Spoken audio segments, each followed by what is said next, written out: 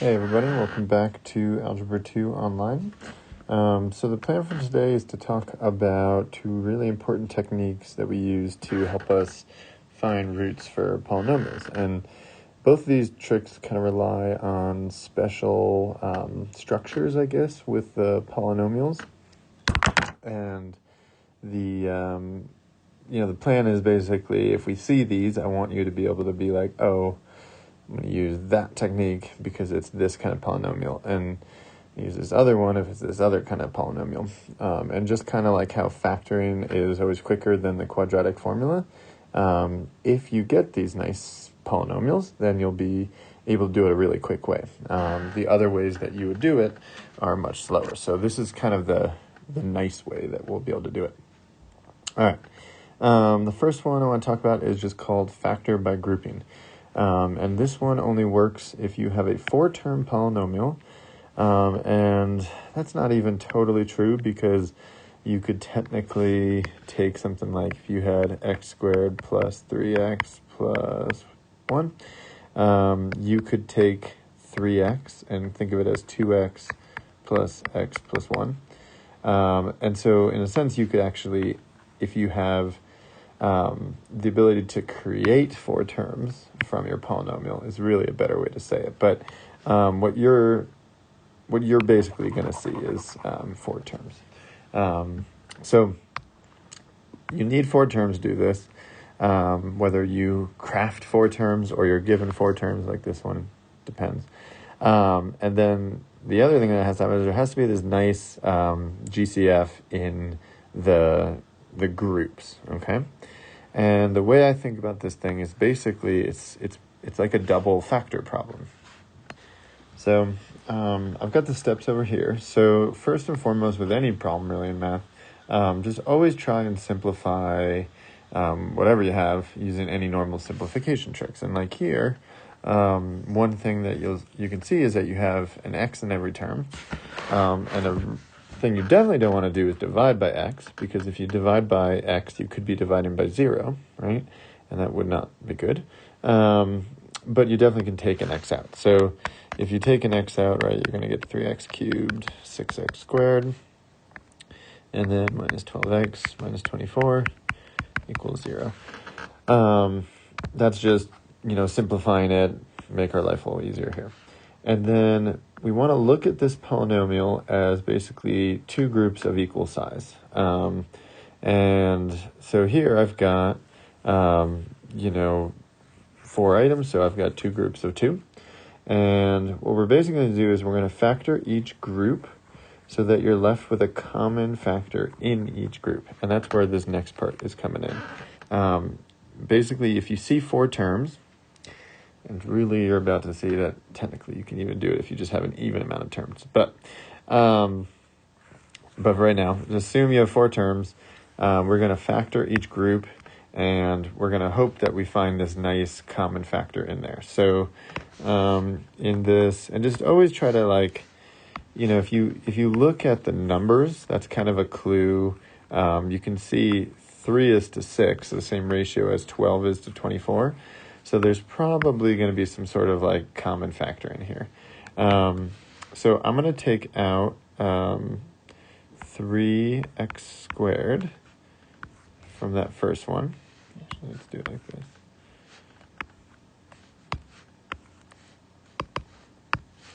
And then I'm going to take out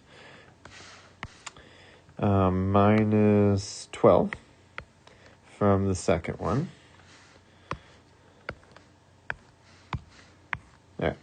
And then if you, just want to make sure I got the right color. So now if I take 3x squared out of this group, right, I would have x left over, and then I would have plus 2.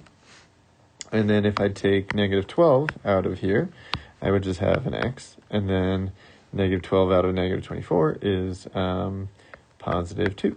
And so you can see that in here, once I've factored once, I'm halfway there, I have a common factor in each term. And then now what I'm basically going to do is I'm going to think of this as the common factor in these groups. and I'm going to do my second factor in my like double factor thing. So I'm going to actually take x plus 2 out, and what I would have left right there is in the first group over here. This is terms are separated by plus and minus, and there's only a minus right there. This is one term, this is like another term, like one big term. I have 3x squared, and then over in this group I've got minus 12. And so if you look at what we have, honestly we don't even need this parenthesis now. Just kind of ignore that. And so what we have is x times x plus 2 times 3x squared minus 12. You can even take a 3 out of that first, or that last one, and put it over here if you wanted. You could say stick a 3 there, and then I'm going to get rid of that, and I'm going to think of that as 4 now. And so that was, so factoring this x plus 2 out was my factor out the common factor from each group. And, now I have it in a form where I can find all the roots of that polynomial. I've got, here I've got a root of 0, here I've got a root of negative 2, and then this is plus or minus 2. So 1, 2, 3, 4 roots, 4 and x to the 4th, that is what we should have. So that is factor by grouping. It's basically just double factoring. So just to kind of do one more, just to kind of make sure you see it again. 4 terms here. I'm going to think of, x cubed plus 3x squared as one group, and then minus 2x minus 6 is another. And I'm just going to take x squared out of my first group, and I would have x plus 3 left over.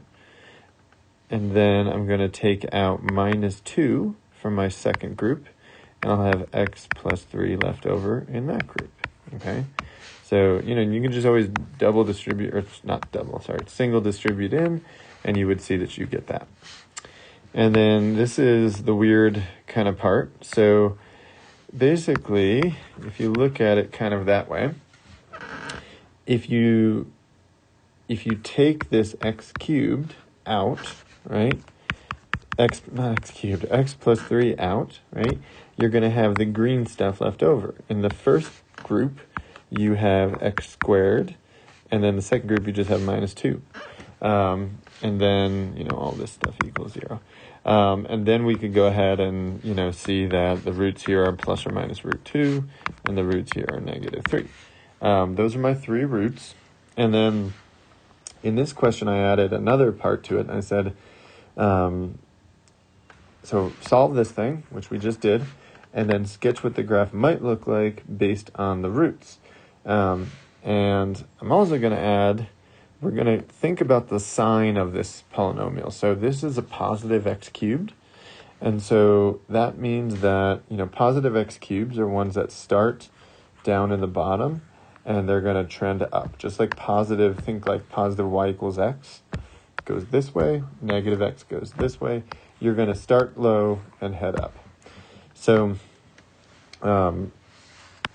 square root of 2 is like about 1.4. So let's say, so that's 1 right there. So I'm going to say it's about right there is one of my roots. And then the other one is like about right there. And then that's my plus or minus root 2. And then I have another root at negative 3. And so this graph is doing something like that. Really, it's a rough sketch, but that's the idea. If you go and, plug this into like a graphing program, you would really see that it truly has that shape. It goes through 1, 2, 3 roots, all real roots. And it's going to shoot off up to the right and down to the left because it's a positive x cubed. All right. So I kind of lied to you because I didn't want to make it too confusing, but technically, factor by grouping can work really on anything that has even group size. So you can think of, this thing has 6 terms, I think. Yep. And you can even do factor by grouping if you think of it as 2 groups of 3. Or you can think of it as 3 groups of 2, like these two, and these two. It really doesn't matter. As long as your groups are the same size, you can think of it really any way you want. They just need to have the same amount of terms in the groups, okay?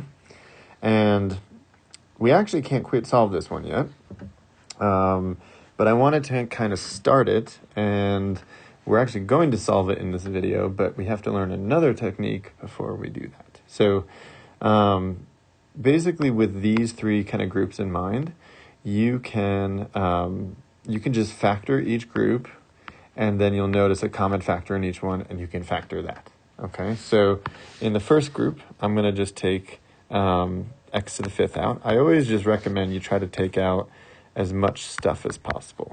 The idea is to simplify these, and the more stuff you take out, the nicer it's going to be. So in the second group, I could take out a 6x cubed, and I would have x minus 2 left over there.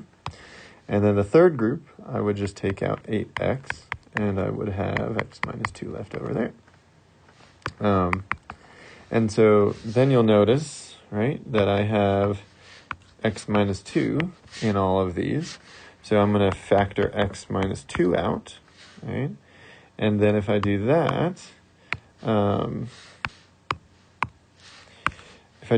have x to the 5th from the first, 6x cubed from the second group, and then 8x from the third. And then we'll do equals 0. And we can do a little more simplifying, which we actually could have done earlier, and I kind of see that now. Honestly, I forgot. One of the things I said over here was always simplify the polynomial first if you can, but you'll always end up getting to this point. So you can see this one had an x in every term. So I just saw it here now. And so I was like, okay, well, now I should take an x out of that. So it's not too late to do that. So let's take, I'll just stick an x out front, and then I'll have x minus 2 still. And then I have x to the 4th now, 6x squared, and 8. All right. And so right now, this is the part that you cannot solve, okay? This right here requires something called the U-Substitution. And I'm going to show you it here in a second, and then we'll come back to this problem. But I like this one because it uses factor by grouping to get you kind of started. You also need to do some simplifying, like you need to take that x out. But then you're going to need to do something called U-Substitution in order to finish it off. So we're going to come back in a second and finish it. But we will be able to get all 6 roots for this one. All right, so substitution. So very, very, very handy trick. This is actually something that in my calculus courses, you use, I teach those and I use this all the time there too.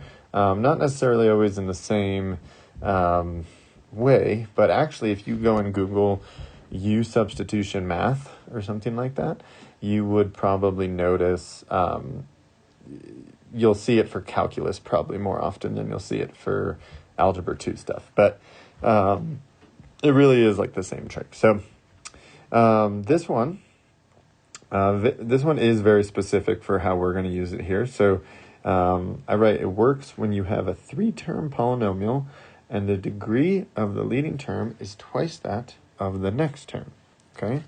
And that is exactly what we had here. The degree of this term, 4, is twice this one, 2, right? And that's exactly what I have here too. The degree is, 4 again, and that's twice x squared. And the reason this is going to be handy is because it also works if you had something that was like x to the 6th plus 2x cubed plus 1, you could use it there because 6 is double 3. If you had x to the 10th minus x to the 5th plus 7 or whatever, You could use it there because 10 is double 5. Anything where this number is double this and you have 3 terms. That's going to be important. If you think about it, this kind of polynomial has like the general structure of a quadratic. A quadratic is x squared, plus or minus x, plus or minus some number. And importantly, this number is double the 1 right there. And so what we're actually going to do is we're going to do a substitution. We're going to trick the problem, and we're going to make it look like a quadratic, and then we'll solve a quadratic, and we just got to remember that we have to kind of unsubstitute at the very end. So let's kind of erase this and do what I'm talking about. So you want this, I always pick U, okay? But the substitution that I'm going to do, you always just let U or whatever variable you want to equal that middle exponent kind of term here. So if this was, an x to the 10th and this was an x to the 5th, you're just going to let U equal x to the 5th. Here, because the middle one is x squared, I'm going to let U equal x squared.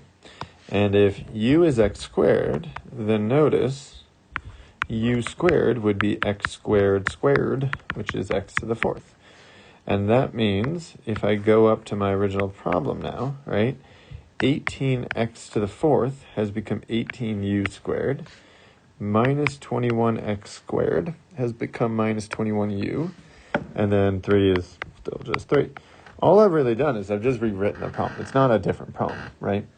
But I have it in a form where I can solve it like a quadratic. So I'm also going to just divide by 3 because that's nice. So I'll have 6u squared minus 7u plus 1. And then, honestly, I'm just going to not even bother trying to think about factoring. I think it actually works out kind of nice, but I'm just going to go to quadratic formulas. So we're going to do, so it's not x, right? X is over here. You have to be very careful with your letters in math. This is u. So u equals negative b, 7, plus or minus 7, negative 7 squared, whatever, 49, minus 4ac. And then all over 2a. If you do that, discriminate out, you're going to get 25. It's all over 12.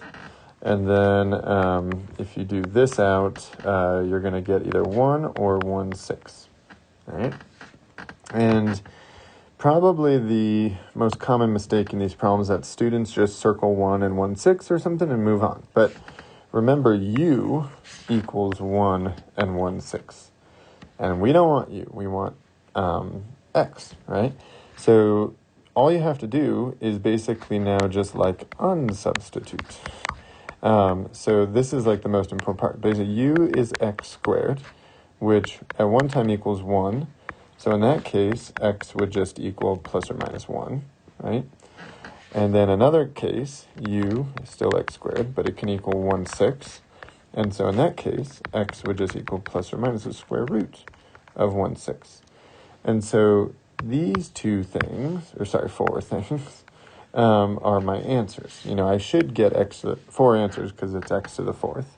But that's the part that I, really want to stress. The idea is to trick it to a quadratic, solve a quadratic, but solve a u quadratic, and then you just unsubstitute, and you just got to remember, okay, u in this case is x to the 4th, and then, you solve these 2 quadratics at the end, and you get these 4 answers from that. So that's u sub. So back to this problem. I'm just going to write down the point we were at before. So we were at this spot. And, we did that with factor by grouping, basically. And then we just need to solve this thing, right? So I'm going to solve that with u sub. I'm going to let u equal x squared. Just always let it equal this that variable part on this. And then, we'll have u squared as x to the 4th, just like before. And so then we're going to have x to the fourth is becoming u squared. We're going to have 6u and then 8. And this is actually a nice one. This one does factor. You'll have u plus 4 and then u plus 2. And so u, right, which really, I'm going to do it in red, equals x squared equals negative 4 in one case.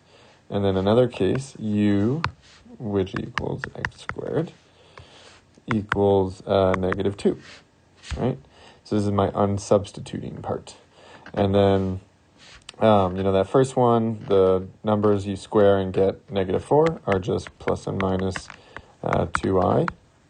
And then the numbers you square and get negative 2 is plus or minus square root 2i. So these are my roots, okay?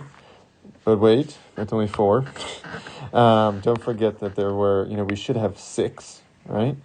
And so we need 2 more, but they're not too hard. That one, right, has a value of 0 for the root, and then this factor has a root of 2, right? So in a picture, what this could look like is you definitely are going to cross the x-axis at 0. You're definitely going to cross at 2, right? Then you have 4 imaginary roots. And one of the things that I'm just going to be asking you to do is just do these kind of things where you make these rough sketches. And, there's always going to be options for what this could be. But, if I have 4, so that's 1 real root so far. If I have 4 imaginary roots, I need to do something like that. So the way you think about this is, the way I think about this, is, let's just say these two, take these two. You have 1 real and then 1 imaginary, 2 more imaginary, 1 more imaginary, and then 1 real, right? You basically need to get 6 roots, kind of 3 quadratics, crossing in 2 spots, and then everywhere else you get your little bumps that represent your imaginary roots. All right, just one more U-sub just to kind of, I just looked at this problem a little more carefully and I realized it's not the one I wanted. So I'm sorry about that. So the one I wanted you to do, or think about, is, because we basically did x to the fourth a few times. I want x to the 8th minus 17 x to the 4th plus 16. That's the one I want. So this one, this is the biggest polynomial we've ever solved so far.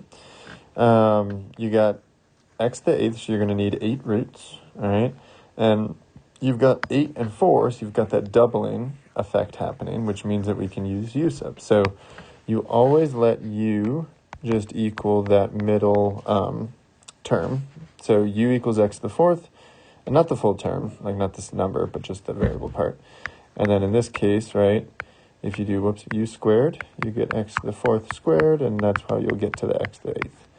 So we basically have u squared minus 17u plus 16. And this is actually a nice quadratic, because you can do u minus 16 and u minus 1, and the factor is really nice. So what I've got so far is that u equals 16 and 1, all right? And then this is where I've got to kind of unsubstitute. So x to the 4th equals 16, and x to the 4th equals 1. And you can do this like a few ways. You can either think, what 2 things can you raise to the 4th and get 16, and likewise 1.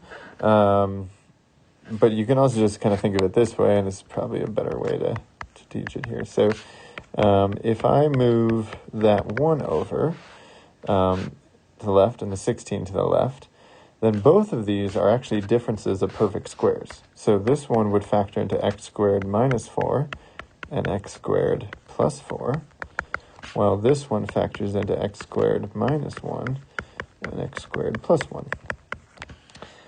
Just kind of maybe as an aside really quick, another way you can think of this, you can think of this as like, okay, well, if x to the fourth equals 1, then x squared would equal plus or minus 1, right? Kind of thinking what squared gets you to 1, right? And then you could do it one more time, and so then x would equal like plus or minus of each plus or minus in there. And so you can get like plus or minus and plus or minus 1, and you're going to get like 4 things. And really you're going to be square rooting a negative 1 in here on that second time because x squared equals a negative in there. And so you're really going to get imaginary numbers in there too. But that way is always leads students to some issues typically. So I'd recommend just moving this over and thinking about it that way. So most of these now are just really nice because, this one right here, x squared minus 4 is just going to be plus or minus 2. X squared plus 4 is plus or minus 2, but then with an I, right? X squared minus 1 plus or minus 1. X squared plus 1 plus or minus I. The way you should think about all these kind of things like this one, you should just think about it basically in your head this way and be like, okay, that's one of those quadratics that's just shifted up 1. It's not crossing the x-axis where I can see. So the, roots are definitely imaginary. And then you just got to think, what number do you square to get 0? And that would be, and then add 1 to and get 0. And that would be I or negative I. Okay. So, we got all roots. We got 1, 2, 3, 4, 5, 6, 7, 8. And just to kind of sketch what this one could look like. So you have a lot of symmetry kind of going on here. You've got plus 1 a root, and you got negative 1 a root. And then you got plus 2 is another one, and minus 2 is another one. And then you got these imaginary roots, right? So if I was going to make a sketch of what this thing looks like, I know it's positive, so I know it's going to shoot off in the same direction, like shooting up, more importantly, too. So it could look something kind of like this. So you could do, here's, those 2 roots, and then I could do like a bump like that, and then this. Ooh, just had enough room. But basically, 1 quadratic, 2 quadratic, 3 quadratic, and then 4 quadratic. So, that could be a very rough sketch of what this thing looks like. And yeah, that's it. So remember that these 2 tricks only work with kind of special case polynomials, but it does cover a lot of them, honestly. So anytime you see 3 terms and this doubling, think U-sub. And then anytime, even here, if you have the ability to split it up into even amount of like terms in groups, and then when you factor out of those groups, you're left with something common, like in this case it was x minus 2, you could maybe do factor by grouping. And a lot of problems we do are going to use factor by grouping and U-sub, just like this problem did. And we're going to need to know how to do this, like kind of drawing what these might look like based on the roots.